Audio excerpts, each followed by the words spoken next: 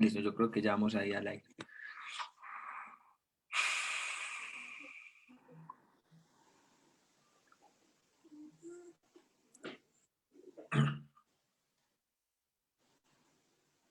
¿Arrancás vos? Bueno. Vale. Ah, Ya ya estamos, estamos. dale, dale, John. Listo. Espérate, yo me cambio aquí el nombre que me voy a confundir con el viejo Milkero. A ver, Johnny Zapata. Listo. Hola, buenas noches, ¿cómo están pues? Bienvenidos a un nuevo Facebook Live del Instituto Eleusis, donde a ver, sí, más de 4 meses, ya venimos más de 4 meses intentando dar pinceladas, aproximaciones a este texto de James Hillman que... Ay, hueputa. Se me fue una palabrota, pero bueno. Este texto de James Hillman, Reimaginar la psicología, que escribió en el año 1975 y que en su momento fue revolucionario, pues, para muchos que se intentaron como acercar y tener otra perspectiva de la psicología junguiana. Hillman en este texto entra a proponer otra forma de pensar o de imaginar la psique mucho más allá del sustancialismo o de esta connotación ontológica que tiene la psicología junguiana clásica y este literalismo que tiene también la psicología junguiana clásica con los mitos, con los símbolos, con los arquetipos, porque Hillman critica entonces que realmente la psicología junguiana y más por parte de los junguianos que encontramos ahora en día, más que posibilitar lo que es el movimiento de las imágenes o el hacer del alma, lo que hacen es ontologizarla, reducirla y solidificarla, o como diría Hillman en este texto, hay un psicologismo en relación pues a lo que es la psique pues y el movimiento en sí misma, y más que entrar a hablar allá de las necesidades humanas, demasiado humanas, Hillman revuelve, reivindica lo que realmente es el trabajo de la psicología, que realmente es ese logo, el entendimiento del alma en sí misma, más que las necesidades personalistas, humanas, demasiado humanas, yo con mi depresión, yo con mi angustia, yo con mi ansiedad, yo con mis necesidades, con mis crisis existenciales y con todas estas psicologías personalistas, que en lo cual también cayó la psicología junguiana y que después Hillman por allá mucho más adelante también vuelve a caer también en eso, pero en el texto que nos convoca hoy, realmente Hillman nos, de una manera muy novedosa, muy poética, nos da pinceladas, nos da ideas de cómo poder entender, de cómo podernos aproximar y de la forma en que él entiende este proceso de la psique, este proceso del alma, pero que no lo descarga en lo humano, en nosotros, sino que realmente es un proceso del alma para sí misma, en ella misma, en relación consigo misma, más que con el individuo, ay, yo con mi alma, ay, mi alma me dice esto, ay, mi alma entonces me dice que me tengo que individuar, yo no sé, no, en Gilman no a eso. Pero bueno, Alejo, buenas noches, ¿cómo estás? No te das la bienvenida porque estás ahí un poquito apasionado. ¿Qué más? ¿Cómo vas, pues? Muy bien, muy bien. Muy bien, John, aquí con las actividades cotidianas a tope, ¿no? Sí, Pero sí. aquí le seguimos y le vamos a seguir hasta que terminemos esta magnífica obra, ¿no? Me, me encanta la forma en que la estamos analizando y la forma en que estamos platicando sobre ella, John, porque nos retroalimenta mucho. Realmente revisar la obra así, yo pienso que nos da una claridad y profundidad sobre la misma que de repente leerla a solas, por ejemplo, no es, no se alcanzan esos niveles de análisis. Y más en la plática que tenemos y que también de repente el público participa en la misma, nos da como, nos da puntos de partida para pensar mejor esto que James Hillman nos dice.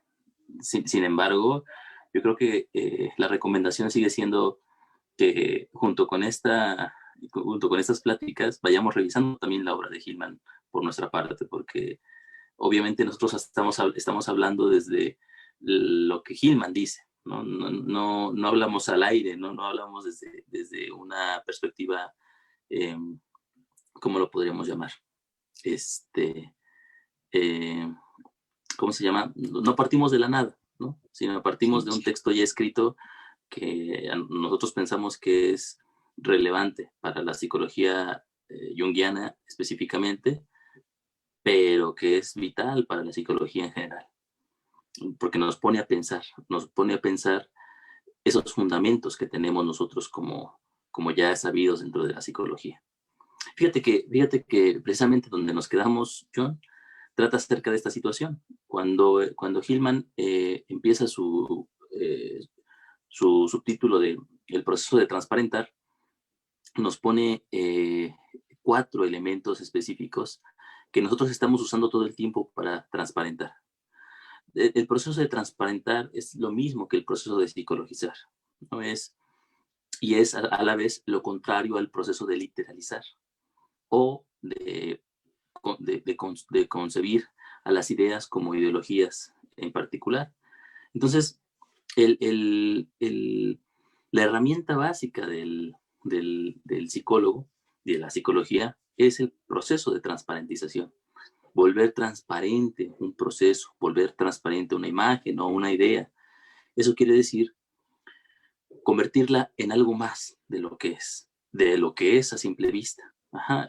Entendemos, por lo tanto, nosotros que cuando tenemos enfrente un fenómeno en particular, ese fenómeno no es solamente lo que se nos presenta, sino que es más de lo que se nos presenta. Representa, eh, digamos, la manera en que se expresa es solamente lo evidente de lo que es. Hay más cosas ahí, ¿no? A lo mejor lo podemos entender mucho mejor en el ejercicio terapéutico. Cuando tenemos un síntoma, por ejemplo, o cuando llega un paciente con un síntoma, nosotros como psicólogos, ya de facto, sabemos que hay más atrás de, ¿no? Una fobia, una represión sexual, un, una fantasía intermitente, no solamente son eso. ¿Sí? El sujeto que llega con una fobia específica, sabemos nosotros que hay algo detrás de esa fobia. Siempre procuramos saber que hay algo detrás. Sabemos, si solamente fuera eso, si solamente fuera lo que se nos presenta, entonces no tendríamos un abordaje sin más como psicoterapeutas. Lo remitiríamos a otro lugar, ¿no? Lo remitiríamos al médico, lo remitiríamos al cura, ¿no? Al coaching, al tanatólogo, que está tan de moda en estos momentos. Entonces, al consejero. al consejero, ¿no? Es decir, alguien que le ayude a sobrellevar aquello con lo que él está tratando en ese momento. Su síntoma no es otra cosa sino un problema a resolver. Y como un problema a resolver, solamente es lo que se presenta de la manera más superficial en la que se presenta. Entonces, una fobia es una fobia y ya. No tiene un trasfondo en ese sentido. Pero nosotros como psicólogos entendemos que todo tiene un trasfondo. Ajá. Y cuando aparece el fenómeno frente a nosotros, nos causa una extrañeza, como si fuéramos una especie de detectives. Sabemos que hay algo detrás de aquello. Esa intuición, John, esa intuición de que hay algo detrás de aquello, Hillman lo llama el momento de reflexión. El momento en que el fenómeno, ¿sí?, actúa como un espejo. Ajá, y el terapeuta también actúa como un espejo y ambos, digamos, reflejamos el uno en el otro. Entonces, este momento de reflexión no solamente es un momento de pensamiento, de duda, sino también un momento de reconocimiento, Y de tanto de, entendimiento. ajá, sí, sí, tanto del sujeto hacia el fenómeno, como el fenómeno subjetivo hacia la persona que está frente de. Esto tiene que evolucionar de tal manera que al final no es otra cosa sino el fenómeno, no tiene que aparecer sino el fenómeno viéndose a sí mismo. ¿Sí? El pensamiento que se piensa no es el pensamiento solamente mío o el pensamiento del paciente, sino es el pensamiento del mismo fenómeno que está ahí, el pensamiento del síntoma. el pensamiento para Hillman, del Dios que está ahí en la enfermedad del sujeto. El sujeto llega con una patología y esa patología es un sujeto autónomo, eh, importante por sí mismo, con una idiosincrasia propia. Entonces, el psicólogo, si es psicólogo en este sentido, necesita reconocerse en ese mismo fenómeno. Pero el que se reconoce en el fenómeno no es al final el psicólogo, sino es la propia idea del psicólogo. Ajá. Es decir, es el alma, es la perspectiva que se ve a sí misma reflejada. Entonces, esto es muy importante, John, porque nos permite a nosotros entender que cuando vemos el misterio dentro de lo que se presenta frente a nosotros, el misterio es la representación del misterio observándose a sí mismo. Ajá. Cuando Jung hablaba del encuentro de dos almas, de la situación terapéutica como el encuentro de dos almas, no, no lo, sería importante que no lo tomáramos como solamente como una referencia poética. Ajá. O sea, no es Consustancial. sí, no solamente es una metáfora es decir, no es eh, cuando digo que yo me abro frente al otro, ¿sí? No quiere decir que yo rompo mi cuerpo frente al otro o que yo me expongo ante el otro nada más, sino que cuando yo me abro frente al otro quiere decir que algo, ¿sí? Que expongo algo en mí, que es más que yo, algo que no es yo en sí mismo, o sea, no es yo como este ego literalizado y reificado que representa mi figura empírica, ¿sí? Yo como sujeto, sino algo más, o sea, una pluralidad que me abarca, una pluralidad que soy yo, pero que soy más que yo. Ujú. Entonces, cuando el sujeto y el síntoma están ahí, también ellos son una representación de ese sujeto, de esa perspectiva anímica que es el objeto de la psicología. Entonces, por lo tanto, cuando el psicólogo, ¿sí?, se encuentra en este momento psicológico, el asombro y el desconcierto que le causa el momento de reflexión lo incitan a ir más allá, a lanzarse con sus perros de casa hacia lo desconocido, hacia lo que no sabe. Porque de principio tendríamos que advertir, John, que el psicólogo no sabe lo que va a encontrar. ¿Sí? Si el psicólogo supiera qué va a encontrar, ya no sería necesario ir a la búsqueda de nada. Ya sabría qué es. ¿Sí? ¿Cómo Sí, ves? sí, pero de hecho eso es lo que hacen Alejo. De hecho eso es lo que hacen en una preparación. De hecho en psicoterapia vas con herramientas, vas con estrategias, vas con mitos, vas con arquetipos, vas con una cosa, vas con la otra.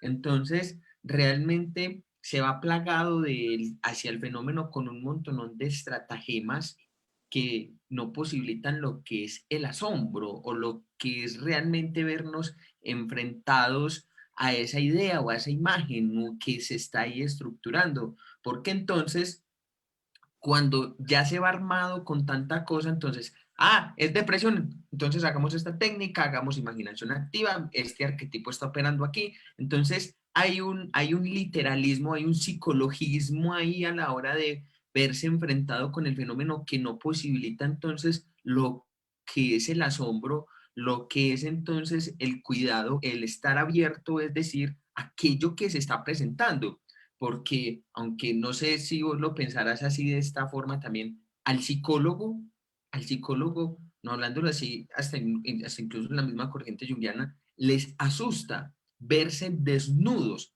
ante el fenómeno, ante aquello que se les está presentando.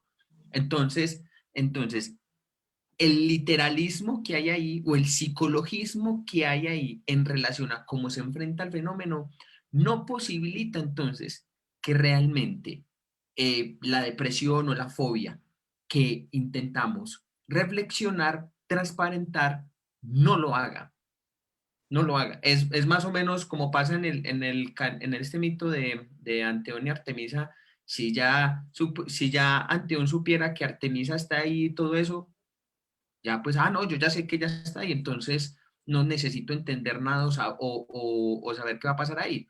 No, sino que realmente el psicólogo, como tú estás diciendo, en la medida que va transparentando esta situación que está ocurriendo, debe ir con menos prejuicios, liberarse de todas las estrategias técnicas, de todo aquello que realmente el repertorio que tiene para posibilitar que y o que el fenómeno ese día se despliegue, se transparente y se muestre en sí misma como es, más allá de lo que quiera yo curarla, mejorarla. Ay, no, si depresión usted tiene que ir por acá, hay fobia usted tiene que ir por acá, vamos a hacer que usted sea el mejor, viva, hágale, vas a salir de esa. Pero si fuéramos realmente a hacer este proceso de reflexión, es decir, ¿qué necesita esa idea para sí misma? ¿Cómo está ella consigo misma? Y como vos estás diciendo que la propia idea o la propia patología ya viene con su propia identidad psicológica, ya viene con su propia estructura, que realmente eso es lo que hay que entender, más allá de yo como individuo pienso, siento en relación a eso, sino realmente cuál es la autonomía propia de esa idea, de ese fenómeno que está frente a mí y que como tal mi trabajo es transparentar aquello que se está estructurando ahí, desplegarlo y permitirlo que sea. Exactamente. Y fíjate que a lo mejor yo diría, más que librarse de las herramientas, se trata de interiorizar las herramientas. Es decir, yo creo que no es un despojarse de las herramientas como si fueran algo que me estorba, sino al contrario. Yo creo que como psicoterapeutas, como psicólogos, nuestro deber profesional es ahondar y nutrirnos de todas las ideas que podamos. Eh, como, como, como profesionales tenemos que estar continuamente leyendo, continuamente experimentando, continuamente ejerciendo, es decir, haciéndonos de herramientas todo el tiempo, ajá, estudiando todo lo que podamos y aprendiendo todo lo que sea posible dentro de nuestro campo de estudio. Pero no para que, no para, no, pero no para convertir esas herramientas en objetos literales de nuestra propia devoción. Porque es el problema. La mayoría de los psicólogos, una vez que están en una corriente específica, ya sea psicoanálisis, ya sea dentro del psicoanálisis, psicoanálisis lacaniano, freudiano, ¿cómo se llama? Mismo Jungiano. Eh, sí, sí, es decir, eh, eh, eh, todas las posibles corrientes, ¿no? Gestalt, PNL, o sea, todas las corrientes que te puedas imaginar de psicología. Cuando un psicólogo se instala dentro de alguna de ellas, lo que hace es convertir esas herramientas que aprendió en ese proceso en pequeños ídolos a través de los cuales él siente que la realidad es solamente de la manera en que la ve. Eso es no hay comunicación entre las escuelas psicoterapéuticas precisamente porque cada psicólogo está casado. Estar casado con su propia teoría es relevante hasta cierto punto, pero tiene que ser transparentado en otro momento.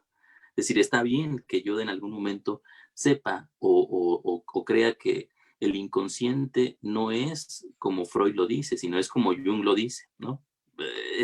Eso implica ya una posición y me obliga a mí a aprender una forma específica de. Pero si yo continúo con eso todo el tiempo, no dejo que esa idea del inconsciente se convierta en ejerza su propia autonomía y en su movimiento, ajá, vaya hacia su propio fin, entonces yo la reifico, la congelo en un momento determinado de su propio proceso y la convierto en la única forma de ver el proceso dinámico de la psique. Entonces, para mí, si soy freudiano, el inconsciente solamente tiene una forma, ¿no? Entonces, el ejercicio pulsional es únicamente un proceso sexual. Si soy lacaniano, es únicamente un proceso lingüístico. Si soy junguiano, es únicamente un proceso simbólico. Es decir, convierto a mi propia teoría y a mis propias herramientas en una cárcel en la cual yo como psicólogo me encierro a mí mismo para no salir a lo agreste, no salir a lo salvaje, no ir con mis perros de casa como acción a buscar la verdad. No lo hago. Entonces, se convierte este proceso yo en una forma de defenderme del fenómeno que está enfrente de mí. Sí, como tú dices, le tenemos miedo como psicólogos al fenómeno. No solamente al fenómeno, a la verdad en el fenómeno. A que el fenómeno me muestre quién es. Porque al mostrarme quién es, también me muestra quién soy yo. Y me muestra que lo que soy yo no soy solamente yo. O sea, que mi ansiada y preciada unidad no es otra cosa sino una pluralidad ingente. O sea, yo no soy yo soy legión, ¿no? Como decía esa parábola de la Biblia. Es decir, yo soy muchos, yo soy una dinámica constante y que me identifico con una sola figura específica en algún momento, también representa una carga y una cárcel en la cual yo como persona estoy. Ahora, como psicólogo, ¿sí? Yo tendría además el deber, como persona no lo tengo, ¿no? O sea, como persona tengo el deber de vivir y ya. Pero como psicólogo, sí tengo el deber de poder pensar esta situación más profundamente. Entonces, las herramientas en psicología, yo creo que llega un momento en que para que no se conviertan en cárcel, tienen que ser transparentadas, interiorizadas. Es decir, Reflexionar no, también. sí, exactamente. Es el proceso de transparentar lo que hace es que esa herramienta que para mí era tan importante, ese concepto de inconsciente que para mí era sumamente relevante, una vez que yo lo pienso, y lo pienso profundamente, no lo pierdo, o sea, no se va, no me abandona, sino al contrario, se transforma y en el momento de transformar se transforma mi propio pensamiento en algo más profundo, ¿sí? El inconsciente entonces ya no es un objeto, ya no es una figura metafísica en la que yo de repente aludo, ¿sí? Para poder entender o medio entender la realidad, sino que se convierte en una forma de ver las cosas y el mundo. Ahora Una yo perspectiva. una perspectiva. Entonces, en ese momento, el inconsciente deja de ser algo, algo congelado, ¿no? Deja de ser una piedra que está frente a mí y se convierte en un río a través del cual yo puedo navegar, ¿sí? O más bien, un río que navega a través de mí. Ajá, una visión que me ve. Y por lo tanto, ya no tengo que defender a capa y espada el proceso del inconsciente. Puedo volar con él. Ajá. Decías que nací volar con las palabras. Es permitirme a mí, como sujeto, avanzar con la dinámica de los conceptos, no mantenerlos fijos. Sí. No hacer que pierdan fuerza o potencia, como decías que nace ahí en un escrito muy bello que creo que, si no me acuerdo, que es de la fuerza de las ideas. Muy bonito, que a mí me encantó.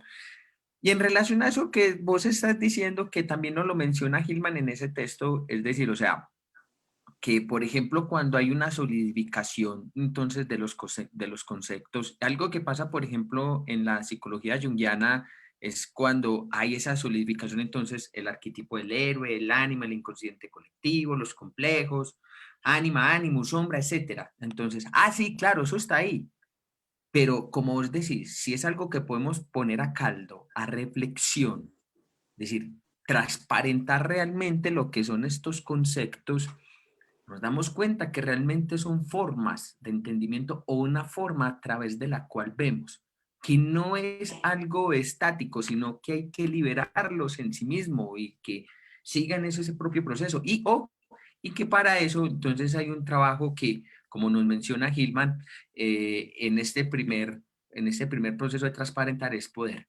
enfrentarnos al asombro, a lo que no sabemos, a que a pesar de que llevamos teorías, conocimientos, un montón de cosas de entendimiento también, en algún momento eso también se tiene que poner en cuestión y a caldo y verse devorado en sí mismo para poder que transparentar y ver aquello que realmente está ocurriendo ahí. No para que mejore, no para que sea bueno, sino para hacerle justicia a esa idea, a eso que se está psicologizando ahí. Y que realmente ese es nuestro trabajo. Pero más que hacer eso, lo denunciamos. Hay una denuncia ante la idea, hay una denuncia ante el fenómeno. O sea, parecemos como cazadores de brujas. Hay que ir a cazarlo, hay que matarlo, hay que negarlo, pero negarlo no para que aparezca, para que sea tal como es, sino para que realmente usted no tiene que estar ahí, usted no tiene por qué aparecer. Entonces, quitémoslo. Vamos a hacer meditación, vamos a hacer, ya se me olvidó. Sí, vamos a emprender el viaje del héroe, vamos a emprender entonces el trabajo arquetípico simbólico, entonces vamos a emprender entonces el trabajo de lo que es la conciencia arquetipal por ahí de alguien, pura sustancialización y que no posibilita lo que realmente es un transparentar que se está dando ahí. ¿Por qué? Porque entonces, si sabemos que como nos dice Hillman, que transparentar la idea es poder darle viva, que se exprese, dejarla que sea en su propia potencia y en su propia fuerza, ¿por qué irle, como vos estabas diciendo, por qué irle entonces con este montón de prejuicios, de conceptos, de ideas ya preconcebidas y conceptuadas que en realidad no piensan? Que ese es uno de los problemas que a lo que nos invita Gilman, al menos en esto, es que es profundizar, es reflexionar, es entrar en ese ego imaginal más que no pensar, porque uno de los problemas como tal que tiene la psicología en sí misma. Aquí hablo todo corriente, junguianos, lacanianos, gestálticos, aquí caben todas. Es que realmente no hay ese ejercicio de reflexionar, de transparentar, de pensar aquello que ya está ahí, aquello a través de lo cual yo veo, aquello de lo que ya está ahí y que es una forma de la cual yo veo, pero ¿desde qué lugar? ¿Quién realmente vi ahí, por decirlo de alguna forma, aludiendo otra vez a Gilman? Pero entonces, si nosotros fuéramos realmente a hacer ese ejercicio, hablándolo en términos alquimista, es poner la idea en el tubo y mirar realmente cómo se cuece, qué mezcla, qué se transparenta ahí. Y que como nos dice Gilman, realmente, ahí sí todas sé tomarla porque me encanta que el proceso de la psique es lentitud y contemplar el proceso de transparentar en la lentitud que se va desplegando, no en el que el ego quiere, sino en cómo la idea en sí misma se va gestando en su propio tiempo. Ya iba a decir, pero sí lo voy a citar, en su propia calidad y en su propia mismidad. Aquí estoy citando un poco a Gris, pero me parece que dan el clavo Alejo, no sé. Se sigue, ¿no? De lo que dice Gilman, y está muy bien. Es eh, Ahí se me fue la idea yo. Pero bueno, antes de eso quería em, puntualizar el concepto de interiorización, ¿no? Porque es importante. Fíjate que como lo marca Hillman aquí, más tarde será importantísimo en Jäger, lo va a tomar como una bandera específicamente. Eh, Interiorizar quiere decir volver, ¿sí? Un proceso a su interior. Ajá. Y nosotros en ese mismo eh, transcurrir, dejarnos llevar por ese mismo movimiento. O sea, no se trata de salirnos del fenómeno, de explicarlo desde afuera. Es decir, yo tengo un fenómeno, tengo un síntoma, yo tengo una situación en particular y me voy hacia lo externo, ¿no? Esto en el ámbito junguiano le llamamos circunvabulación, ¿sí? Es, tenemos un fenómeno, entonces lo vamos comparando y lo vamos analizando desde diferentes perspectivas, ¿sí? Lo analizamos desde un mito, desde un cuento, y desde el mito desde varias perspectivas, varios, ¿cómo se llama? Mitemas, es decir, le vamos dando, lo vamos rodeando de tal forma, ¿sí? Vamos dando vueltas de tal forma que acabamos saciándonos en esa situación. Para Hillman esto significa un pensamiento que más tarde Gehrig llamará pensamiento exterior, es decir, un pensamiento que viene desde afuera, Sí, que toma el extrayección. objeto, sí, que toma el objeto y lo saca hacia explicaciones que no le pertenecen al fenómeno. Hacemos eso cuando pensamos que el fenómeno es algo sin vida, es algo que no tiene vida propia, que no tiene un pensamiento, que no tiene una idiosincrasia en particular. Pero desde la perspectiva de Hillman, nosotros entendemos que el fenómeno es autónomo, ¿no? Y que por lo tanto lo que vamos a hacer no es sacarlo de su propia calidad, sino al contrario, adentrarnos lo más profundo de interiorizar, entonces implica sumergirnos en la dinámica del proceso. Ajá. Por ejemplo, una pregunta ahí particular, ya me acordé que iba con esto que tú decías, John, era hacernos la pregunta de quién ve, ¿no? Es decir, cuando el paciente llega con su problema en particular y nos dice, yo me siento así de tal manera y quiero que pase esto, sería importante que nosotros nos pudiéramos preguntar quién está pidiendo eso, quién lo necesita. Ajá. Y ante ese quién otro puede reaccionar de forma distinta. Y después, quiénes hay en esa comuna que es el sujeto, ¿sí? Siendo no el sujeto el paciente, sino el sujeto del fenómeno, eh, quiénes están ahí actuando, quiénes están relacionándose. Fíjate que en psicología sistémica, John, eh, eh, hay un proceso que se llama puntuación, ¿sí? Eh, eh, Paul Vaslavic, perdón, hablaba acerca de la puntuación en las relaciones personales. Él decía, es decir, cuando hay un problema, por ejemplo, en la pareja, tenemos que preguntarnos nosotros dónde está colocado cada uno de los actores del problema. ¿Sí? Para el marido, por ejemplo, el problema empieza desde una perspectiva en particular. Para la mujer empieza desde otra. Y cada uno, ¿sí? Tiene una visión completamente válida de lo que está pasando ahí. Pero para poder entender nosotros esa situación, tenemos que irnos detrás de esas perspectivas y saber cuáles son las reglas que van determinando la relación desde la perspectiva de cada uno. Ajá. Esa situación es muy interesante porque nos remite a esta parte de la que nos habla Gilma. Interiorizar no solamente quiere decir pensar y profundizar sobre ello, sino tener la certeza, ¿sí? Una cierta, ¿cómo lo podríamos llamar? Una fe psicológica en que hay algo detrás que justifica al fenómeno, ¿sí? Hay unas reglas que a lo mejor nosotros nunca vamos a conocer, ¿eh? O sea, que nunca vamos a saber, pero sabemos que se mueve, hay algo dentro del fenómeno y que eso es un aliciente para poder seguirlo él mismo. Le llama a esto Hillman el Dios oculto, ¿sí? El Deus absconditus, el Dios que está detrás de lo que se manifiesta, que no conocemos nosotros y que no estamos destinados quizá a conocer, pero que a través de nosotros él puede conocerse a sí mismo, ¿no? Y que sería la meta máxima del quehacer psicológico. Entonces, tenemos dos situaciones ya. Una es la reflexión, el momento de reflexión psicológico. Entendemos que hay algo detrás.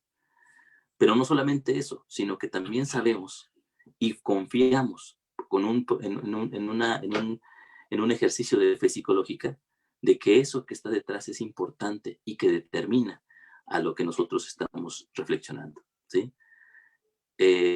Lo tercero, John, sería que este proceso, ¿sí? Aparece como una narrativa en particular, ¿sí? No aparece solamente, eh, digamos, como una imagen sola. Y bueno, esto de la imagen sola es imposible, ¿no? No, Sino que toda imagen y toda idea aparecen como una narrativa, es decir, como una sucesión de relatos, como un relato sucesivo, perdón, acerca de lo que se nos presenta, ¿sí? Esto le llama Hillman la mitologización, ¿no? Es decir, el fenómeno aparece narrado por sí mismo. Nosotros al estar frente a una situación en particular, lo que hacemos es construir una historia que va dándole justificación precisamente a aquello que está ahí.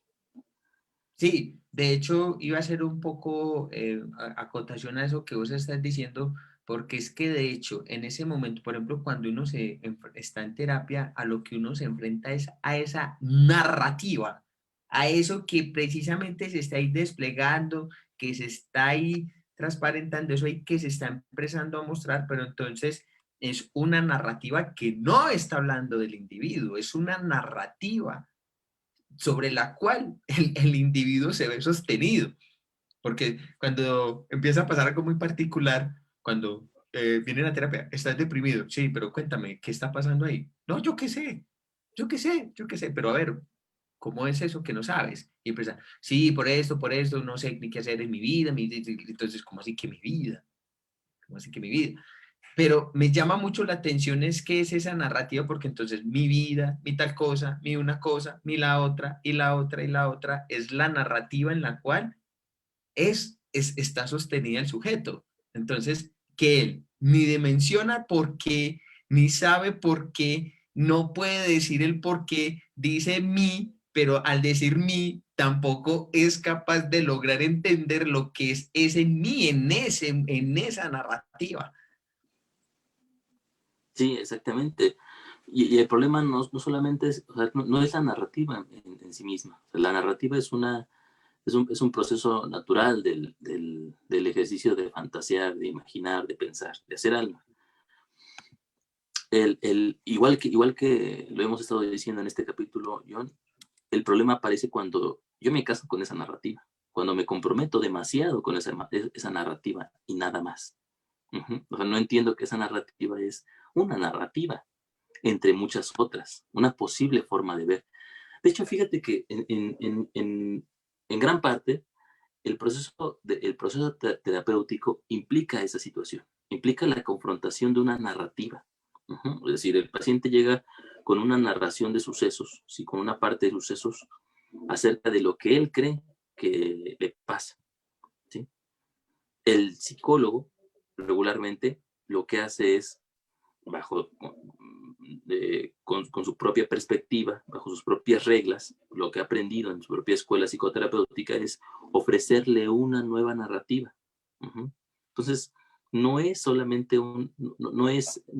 la cura en psicología muchas veces deviene del proceso de que el sujeto aprenda, ¿sí? O entienda que hay una narrativa aparte de la suya, que hay una forma de ver las cosas de forma distinta. Esto no cura nada, obviamente, ni es algo que resuelva la situación. O sea, simplemente es una forma de poner el problema en otro lugar. Sí. Ujú. Es más o menos como, ¿cuál es el cuento que me cuenta? Ajá, sí, sí, sí. Sí, Sí, entonces, dale, dale, a- dale. a- sí, el sujeto llega y dice, la esposa llega y dice, mi esposo es el diablo, ¿no? Entonces, o sea, tú, por ejemplo, como psicólogo junguiano, ¿no? Teniendo como una herramienta de pensamiento el concepto de la sombra, ajá, Sí, sí, sí. haces algo eh, para intentar ayudarle a que una nueva narrativa acerca de su propia relación marital cambie. Entonces, que vea que el diablo, ¿sí? A lo mejor tiene algo de bueno. Uh-huh. O que no solamente el esposo es el diablo, sino que a veces, en algunas ocasiones también ella puede ser tan diabólica como él. Ajá, entonces, estas situaciones van cambiando un poco la relación en el momento en que el sujeto puede transformar su narrativa de los hechos. La narrativa es una acomodación de la realidad, por lo tanto, una construcción de la verdad que vive el sujeto. Al cambiarla, cambian también la relación que tiene el paciente con su propio síntoma. Uh-huh. Te digo, Claro, esto, claro.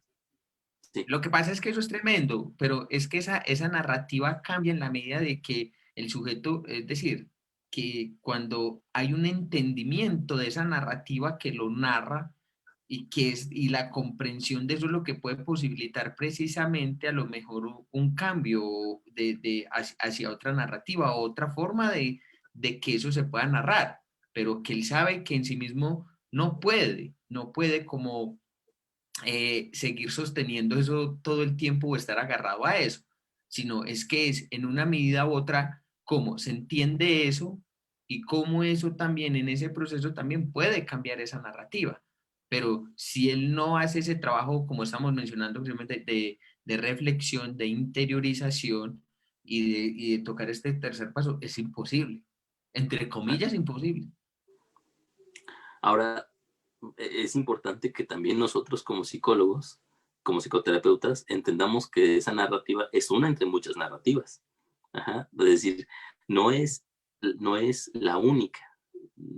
Puede haber muchas formas de ver la misma situación. En ese momento, eh, aquí hay un peligro, yo. Si nosotros como terapeutas no podemos transparentar esta narrativa, estamos casados con esa narrativa y la defendemos a capa y espada, acabamos por imponerla en el paciente, ¿sí? Deja de ser una herramienta de transformación y se convierte en una herramienta de reificación, Imposición. en una imposición, eh, ¿cómo se llama? En un ejercicio del poder. Uh-huh. Que en psicoterapia es muy, muy, muy, muy común que pase. En psicoterapia y en cualquier disciplina que tenga que ver con el cuidado del otro. Sí, Cuando no, sí, y perdóname que te interrumpa en ese no, adelante, aspecto adelante. que es muy importante, que ahí precisamente, y lo más particular es que los psicólogos lo hacen de una manera muy sutil, o sea, es tan sutil estas formas de poder y de imposición de la narrativa que ellos tienen, que el consultante se ve deslumbrado. Claro, como nos dice Gilman, como cuando se va a terapia no se va por crear un flujo transferencial ni nada, sino que vas porque el alma está en búsqueda de ideas, entonces llega el terapeuta entonces con su doctrina, con su ideología, con esa narrativa que él tiene y se la impone al consultante. Entonces, ay, te tienes que individuar, ay, te tienes que conocer, ay, yo no sé qué, una cosa, ay, no, que la otra, etcétera, etcétera, etcétera. Por mencionarlo pues así rápidamente, aunque divague un poquito ahí con los etcéteras, etcéteras, es porque son sin fin las formas que existen. O sea, es algo tan fuerte que es como vos decís, que por eso Hillman dice que a través de una sola idea se crea una escuela psicoterapéutica, un libro, porque las convierten en narrativas de poder solidificadas sobre la cual operan, mueven y hacen. Por ejemplo, es que hay que decir, como dice Giger, que cualquier charlatán cura, porque va con su imposición, con lo que hace, y claro, puede pasar, puede pasar. Uno no sabe, pues, porque la psicoterapia siempre es un misterio, pero que en realidad siempre van con imposiciones, con ideologías, con lógicas narrativas de las cuales ellos ni siquiera mismos se mueven. Y ahí tenemos el proceso de individuación, ahí tenemos la integración de la sombra, ahí tenemos la integración de los esquemas maturativos tempranos, ahí tenemos entonces la exploración del potencial humano que nos habla la psicología humanista, entonces ahí tenemos la búsqueda de sentido que nos plantea la logoterapia, ahí tenemos entonces esta parte del ser transpersonal o de la psicología transpersonal que también lo hace, ahí tenemos entonces los adoctrinamientos que plantea entonces la filosofía existencial o la terapia existencial, de conversaciones poderosas, de entonces verte enfrentado a tu incertidumbre, que yo no sé qué, pero son narrativas impuestas que en realidad no van al entendimiento de la propia narrativa del fenómeno, sino que ante esa narrativa que tiene el terapeuta y que eso le imponen esa narrativa a la propia narrativa que se está narrando ahí. Discúlpenme la redundancia del juego de palabras. Pero se entiende muy bien, John. Y es cierto, el, el, el, el, el problema de esta mitologización, si no es otra vez que ocurra, o sea, siempre ocurre. El problema es que la congelemos, que no la transparentemos, que no pensemos y reflexionemos sobre ella. ¿Sí? Entonces, una vez que el psicólogo hace este ejercicio del poder sobre su paciente y empieza a vender una idea, ya no es un psicólogo, ya es un evangelista, ¿sí? Ya es un, ya es Sí, un, uy, un hombre, ya es un ministro de la religión, es decir, convierte el saber psicológico en un saber religioso, ¿sí? En un saber del que no se tiene que pensar, ¿sí? Es uno de los grandes elementos ¿cómo se llama? Del pensamiento religioso, es que es un pensamiento que no piensa, ¿sí? Es un pensamiento que no transparenta sobre sus propios conceptos. Entonces, como tal, el psicólogo, en el momento en que lo hace, en el momento en que impone esa mitología sobre su paciente, lo convierte en un adepto. Ajá. Y el paciente, como tú dices, ávido de ideas, ávido de esquemas para poder entender su propia realidad, cae en esa misma trampa, ¿sí? Y refuerza esta situación. Bueno, una terapia se prolonga durante muchos años alrededor de un solo problema, precisamente porque pasa esto, ¿sí? Porque deja de ser importante el fenómeno y lo que está en juego ahí es precisamente la relación narrativa, ¿sí? El paciente se vuelve un discípulo, ajá, se vuelve un seguidor, ya no Sí, es un paciente. claro, Alejo, es que ¿cómo te parece que hay en relación a eso que vos estás diciendo un historiador y psicólogo y un intelectual británico que se llama Peter Watson, en relación a la psicoterapia dice lo siguiente? Dice que la psicoterapia se ha convertido en un sustituto de la religión y lo dice porque las personas más que en querer comprender realmente el fenómeno, lo que pasa, quieren es encontrarle un sentido a sus vidas, más que intentar realmente lo que está pasando en el fenómeno. Y eso en relación a lo que tú estás diciendo es lo que realmente ocurre, o sea, que la psicoterapia también se ha vuelto como en un dispositivo que ni se piensa a sí misma ni que es capaz de hacer ese proceso de transparentarse y poner a juego y a caldo lo que realmente la forma o las ideas o la narrativa que la constituye también a ella. Sí, sí, y es parte de la situación de que la psicología bebe, es hija de la religión, es hija de la filosofía y es hija de perspectiva que parte es una disciplina que parte de estas otras disciplinas.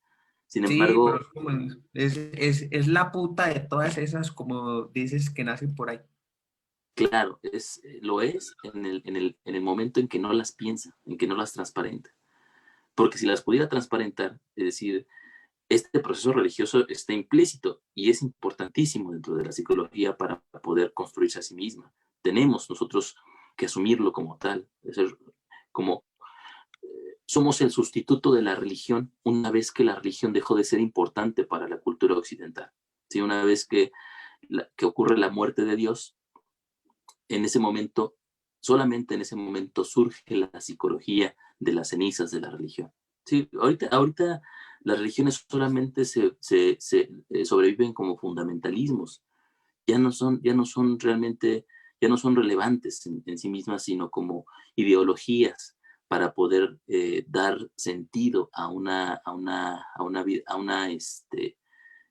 vida cultural pobre. Uh-huh.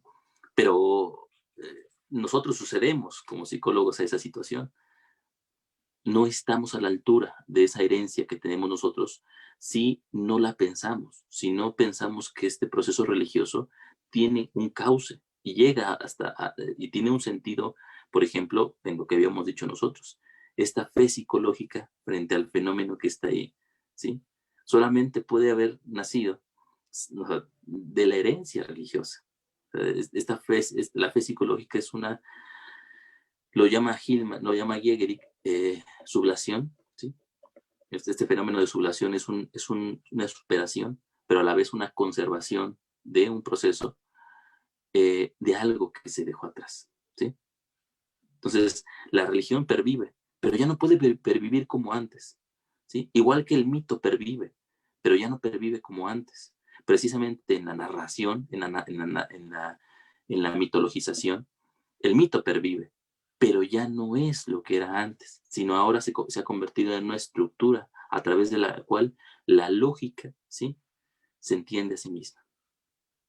Pero ya no es solamente, ya no es el mito como el mito en la conciencia mítica o ritualista, Sí. sino que ha avanzado en ese proceso. Pero Sí, bueno, pero eso es una egopsicología. Ay, no, es que el mito entonces, Afrodita está operando en mí porque me enamoré de tal cosa. Vea, el dios Dionisio hizo que me emborrachara y me fuera por allá a vagabundear.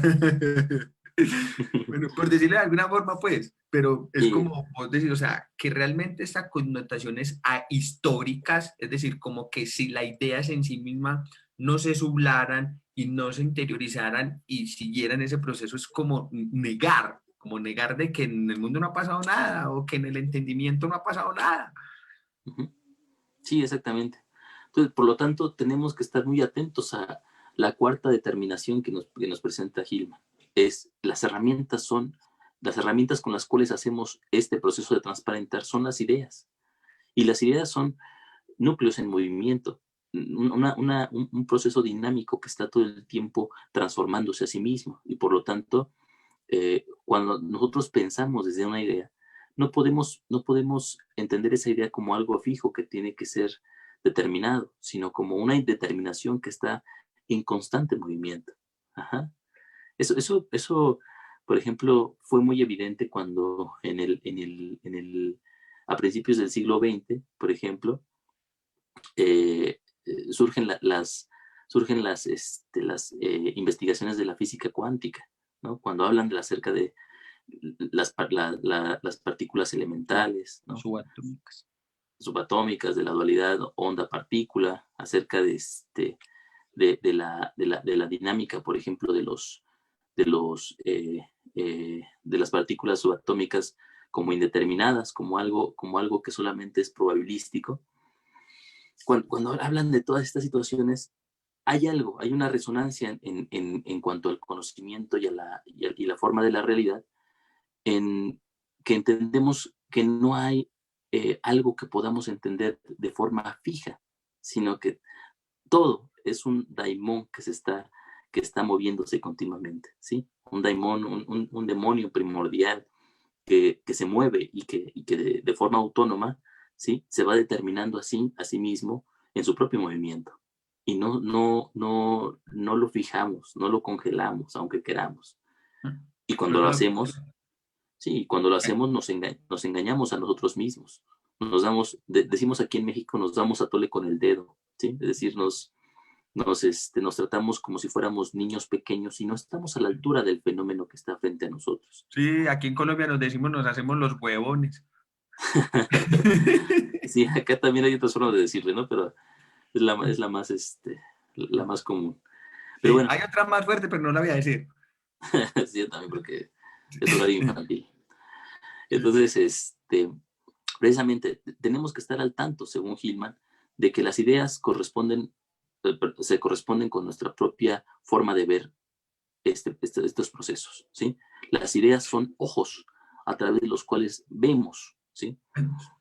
Pero que al final, ¿sí? Acabamos siendo vistos por ellos mismos. Ajá. Es decir, nuestro ver a través de las ideas se convierte en la forma en que las ideas se ven a sí mismas. Ajá. Incluso nosotros dejamos de ser importantes en ese proceso de ver para que lo relevante sea el fenómeno, ¿sí? Que está presente ahí. Ajá. No, haciendo una alusión a estas, eh, perdón, a las, ¿cómo se llama? A las escrituras, podríamos decir que no sea yo el que vea, sino tú, ¿no? Es decir, que sea Dios quien vea a través de mí en esa situación, que sea el fenómeno quien vea a través de mí, que sea el síntoma quien vea a través de mí, que sea la narrativa psicológica la que ve y la que se reflexiona a través de mí. Estos 4 elementos, John, O la que se pudieran, sostiene a través de mí. así es, o que me sostiene en esa situación. Estos 4 elementos que aparecen, ¿sí? Perdón, el momento de reflexión, ¿sí? La justificación interior, la mitologización y las herramientas y las ideas como herramienta psicológica, no aparecen de forma sucesiva, sino que ocurren cada vez que nosotros transparentamos. Es decir, en el momento en que pensamos que algo, en el momento en que algo nos llama la atención, ¿sí? En el momento en que algo despierta nuestra reflexión, en ese momento lo justificamos a través de una narrativa, ¿sí? Que está sostenida por una idea a través de la cual vemos. Sí, Lo importante. ocurre simultáneo, no es que sea ando por allá uno por un lado, el otro por el otro, no. Ajá, Converge sí, ahí y pasa toda la vez. exactamente. Entonces tenemos que estar muy atentos acerca de esa situación, de cómo las cosas que hacemos y decimos, ¿dónde están sostenidas? ¿Qué Dios hay detrás de aquello que nosotros vemos? Fíjate que te contaba hace rato que me sentía un tanto desanimado con el mundo del Internet y del Facebook, de las redes sociales, porque precisamente ocurren estas situaciones. Algo que veo comúnmente es cómo la gente discute sobre diferentes temas, psicología, política, religión, los sucesos más actuales, ¿sí? Regularmente discutimos desde una perspectiva fija, nada más. O sea, no somos capaces de cambiar o de ver más allá. Eh, Vemos, por ejemplo, un suceso político y vemos la más superficial y sobre ella nos abocamos, nunca nos preguntamos qué hay detrás de, ¿sí? ¿A qué fenómeno o a qué proceso sirve esto que está pasando aquí? Alguna vez te decía yo que cuando yo iba en la universidad, o sea, ya hace muchos años, yo tenía una máxima para acercarme a cualquier cosa que yo veía. Es decir, eh, tenía yo me obligaba a pensar, y de hecho esto cuando conocí a Hillman y a Gerek, me hizo mucho eco, me obligaba a pensar por qué estaba bien, ¿sí? Es decir, en lugar de preguntarme yo cómo solucionar algo, cómo cambiar algo, cómo mejorar algo, ¿sí? Yo me preguntaba, ¿por qué está bien? Es decir, ¿por qué el que suceda esto está bien? ¿Sí? ¿Por qué el que haya esclavitud está bien? ¿Por qué el que haya maltrato infantil está bien? ¿Por qué el que haya guerra está bien? Ujú. Sí, hay Puede como, parecer algo, no, algo, ¿algo qué? algo muy, muy, muy monstruoso, muy terrible, porque es un pensamiento bastante contranatural, ¿no? O sea, que va, perdón, de contrasentido.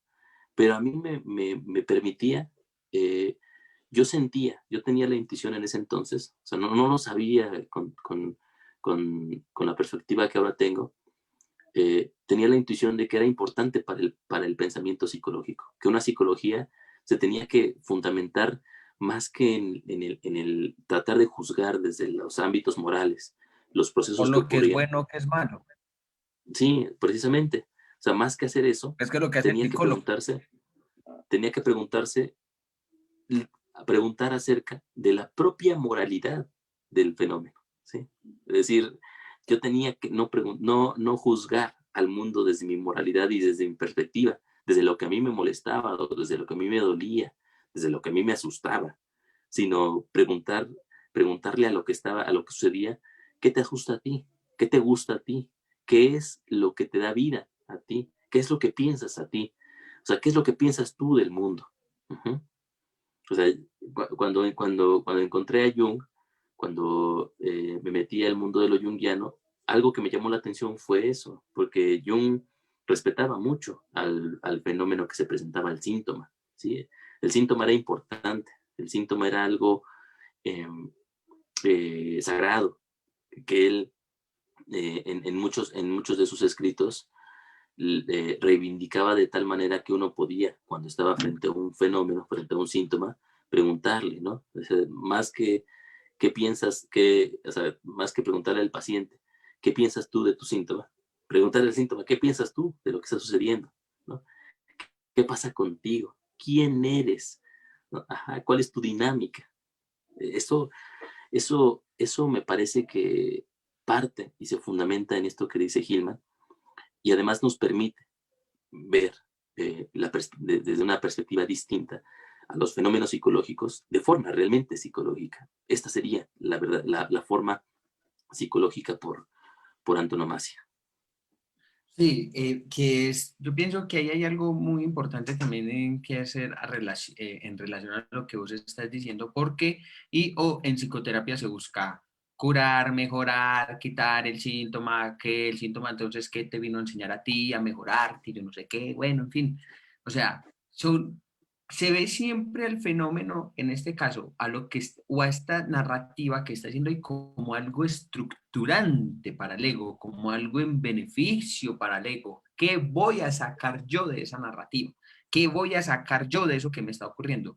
Y más no hacernos la pregunta, ¿quién está hablando ahí? ¿Quién está realmente operando ahí? ¿Quién realmente necesita atención ahí? Necesita, por un lado, como estamos mencionando, ¿quién necesita ese estado ahí de reflexión, se me traba la lengua, se me traba la lengua, hermano, de interiorización, de quién necesita interiorizar ahí, entrar ahí también a mitologizar o conocer esa narrativa y a través de qué ideas como tal, ve, se está viendo eso también.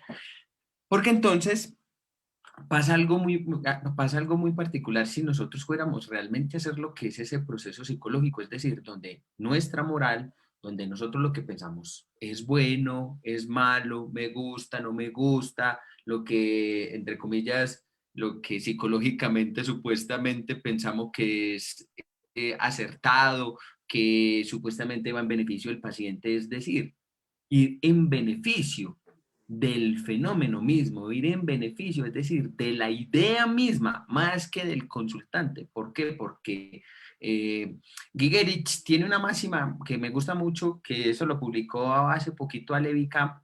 Ah, no, fue José Medina, cuando Gigerich tenía una máxima muy importante. Cuando estés en terapia, olvídate del paciente.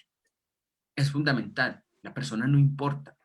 Ojo, lo que estamos diciendo aquí a muchos le va a sonar exuberante, como que la persona no importa, si eso realmente es nuestra razón de ser en el trabajo, pero realmente cuando estamos trabajando el tema o la idea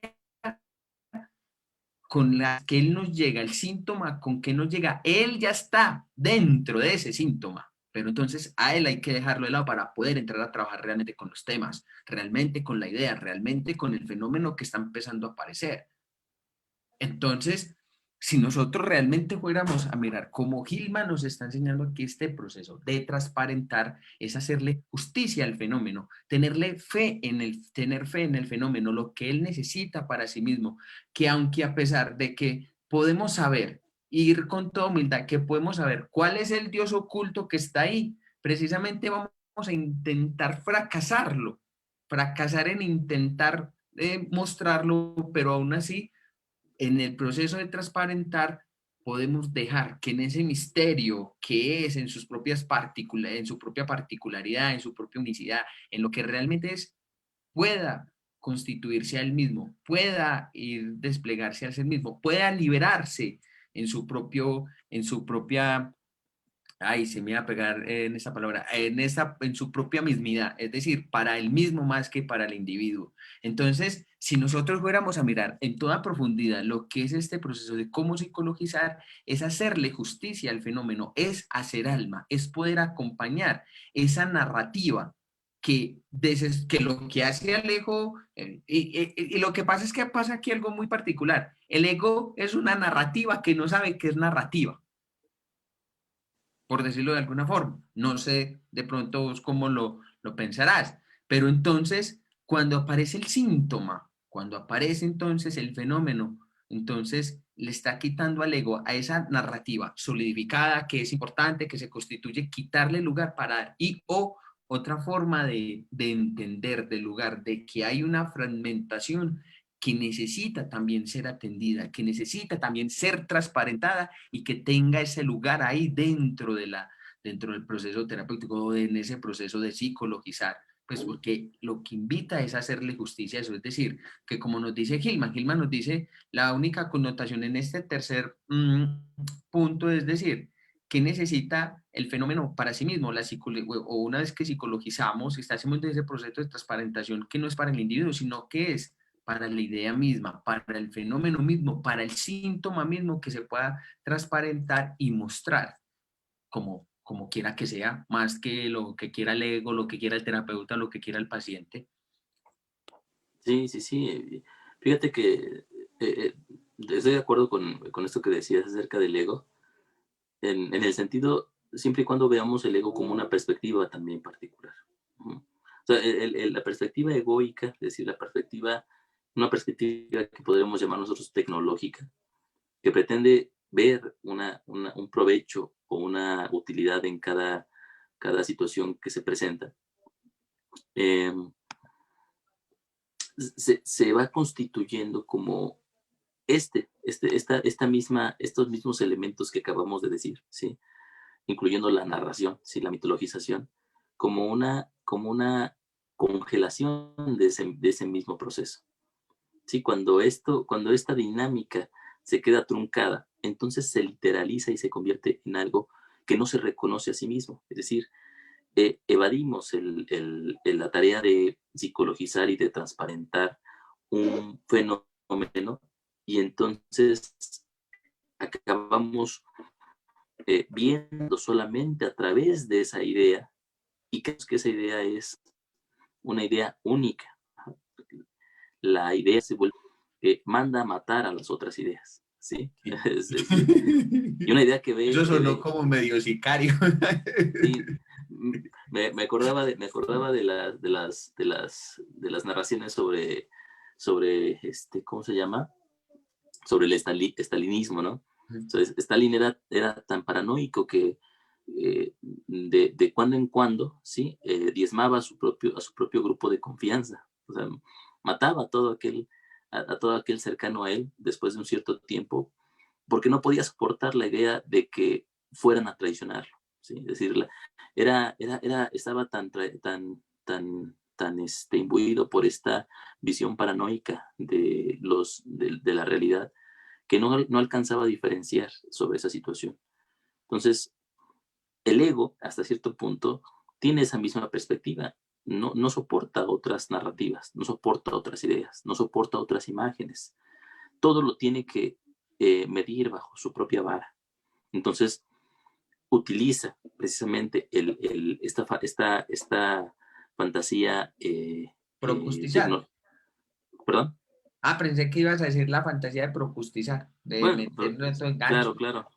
Lo hace, pero me quería referir más a la situación de la tecnología. Es decir, se pregunta siempre, ¿qué es útil para mí? ¿No? Como O sea, se mejor, pregunta como por la precio. utilidad de las cosas. Si una idea no es útil, entonces no es importante. Ajá. La ciencia, por ejemplo, se finca mucho en este proceso pragmático. O sea, la ciencia no estudia algo que no sea útil, ajá, o le busca utilidad a todo lo que pueda existir. Entonces, como psicólogos, ¿sí? Atendiendo a las ideas que están presentes ahí en el contexto psicológico, tenemos que tener cuidado con esa situación, es decir, con no quedarnos solamente con la visión pragmática de la realidad. Las cosas no solamente nos sirven a nosotros como tales, nada más, se sirven a sí mismas, ¿sí? Son su propia utilidad. Porque si no, acabamos, como decíamos la sesión pasada, John, acabamos preguntándonos cuál es el sentido de la vida, desde la idea de para qué me sirve la vida. O sea, no qué hago yo en la vida, sino para qué me sirve la vida a mí, ¿sí? Si no me sirve de nada, pues mejor me mato, ¿no? O si no me sirve de nada, busco un significado que me dé una utilidad de la vida para mí. Pero, o sea, ¿cómo cambian las cosas si yo asumo que la vida es su propio sentido y que se sirve a sí misma, no a mí? Ajá.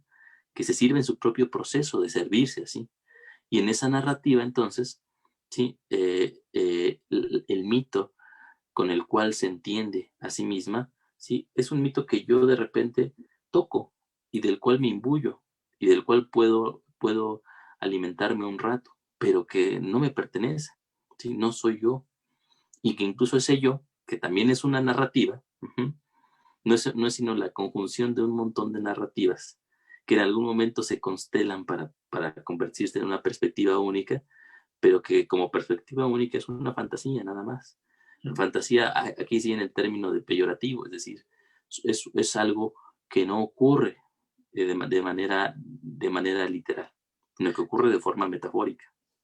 Sí, no, y hasta lo que pasa es que en esta narrativa del ego es un como muy bonito, ay, me estoy individuando, ay, me estoy autoconociendo, ay, estoy creciendo, porque el ego, como vos mencionas, siempre funciona, es decir, narrándolo, pues en esta fantasía más como egoica, peyorativa, como vos decís, es que él es el mejor y que él se puede potenciar y llegar al pico, como nos dice Hitman en algún momento, pero que en realidad uno se da cuenta que entre tanto menos importancia y o le podamos dar a esta narrativa del ego que en algún momento se desgasta, o sea, que en algún momento eso ya no sostiene esa idea o esa perspectiva o esa forma a través de la cual el alma ve, sino que en algún momento llega el síntoma, llega la depresión, llega lo que tenga que llegar, la crisis, como precisamente como una nueva forma a través de la cual el alma ve y que sostiene al individuo. Y que eso se ha olvidado mucho, porque yo lo mencioné en un encuentro pasado que a mí me llama mucho la atención, Alejo, que por ejemplo, que las psicologías contemporáneas y las psicoterapias contemporáneas, hasta incluso la del método científico, ojo, que ha logrado grandes avances, sí, pero es la terapia que no se piensa, tampoco es el método que no se piensa a sí mismo, tampoco, porque su función es probar, comprobar y ya, y replicar el mismo método una y otra vez y literalmente no funciona. Pero si realmente fuéramos a hacer justicia, la idea que está gobernando ahí, que se está haciendo a sí misma, es para sí misma y solamente para sí misma, que en otro momento va a ser diferente, porque como está diciendo, es el daimon que está en constante dinamismo para sí mismo y que no es estático y que no se solidifica. Entonces, estas terapias y estas psicologías que parece como una cacería de brujas o están como en la época de las cruzadas, arremetiendo contra realmente quien esté en contra del ego o de sus expectativas, realmente son las que niegan realmente ese proceso de hacer alma. Lo que peor, me hiciste acordar, yo creo que lo mencioné, un amigo me decía que el enemigo de la psicología son los mismos psicólogos, o sea, el enemigo de la psicología son los psicólogos, tristemente. Podría ser, fíjate que Hillman tiene una idea todavía más radical, ¿no? Ah, El, sí, el, el peor enemigo de la psicología es ella misma. sí, sí, ¿para qué? Porque y con eso podemos terminar, yo creo, Ah, sí. John. Uy, sí, no nos dio tiempo El, de tocarlo. el problema de la psicología es que cuando la psicología se institucionaliza, es decir, se convierte en un saber hegemónico único, es decir, en un conjunto de reglas y estructuras a las cuales se tiene que ceñir el fenómeno, la psique, la mente, la conciencia, el alma, como lo quieras llamar, en ese momento esta dinámica de las ideas se va volviendo una situación, como ya lo hemos dicho muchas veces, fija, es decir, una situación congelada, reificada, Literalizando. literalizada, exactamente. Esta es la máxima forma de literalismo. Sí, cuando la psicología toma las ideas psicológicas y las mete en moldes y en estructuras determinadas, en ese momento se convierte en un psicologismo, se convierte en una psicología que coagula todos los procesos, ¿cómo se llama?, dinámicos, y así se construye como disciplina psicológica. Ajá, por eso Hillman dice, ¿no?, ya en el próximo tema empezando, dice, el peor enemigo de la psicología es ella misma. Ajá, porque es presa de sus herramientas psicológicas. Tenemos que tener cuidado con eso entonces, porque estos procesos de los que hablamos, que constituyen el proceso de transparentar, ¿sí?, fácilmente, si no ponemos atención a ello, si pensamos que llegamos a una determinación, a un determinado lugar y con eso es suficiente, si no estamos atentos a que este movimiento es un movimiento infinito, que nunca termina, es un movimiento que una vez que llega a un lugar, tiene que volver a transparentar ese mismo lugar al que llegó. Si no estamos atentos a eso, entonces corre el riesgo de convertirse en una literalidad, en un literalismo. Ajá, que es otra vez, como ya dijimos, la congelación de las ideas como perspectivas, ¿sí? Y la constitución de las mismas como formas hegemónicas de observar la realidad, es decir, como verdades, eh, ¿cómo se llama? Como verdades irremediables, ¿sí? Como verdades que no se pueden rebatir. Y esa es una situación terrible para los psicólogos y para la psicología en sí misma. Bueno, sí, tremendo.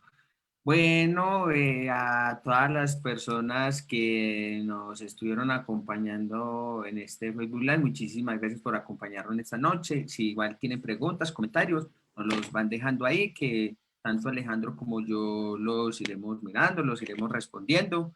Recuerde pues que en el Instituto Luisis estamos reorganizando, reformulando nuevamente pues como el proyecto para traerle nuevas cosas a todos ustedes. Y bueno, recuerde pues que dentro de 8 días seguimos, no quisiéramos haber avanzado un poco más el texto, pero bueno, realmente el texto da para reflexionar muchísimo. Entonces, les agradecemos mucho pues que tengan una excelente noche y nos vemos dentro de 8 días. Muchas gracias.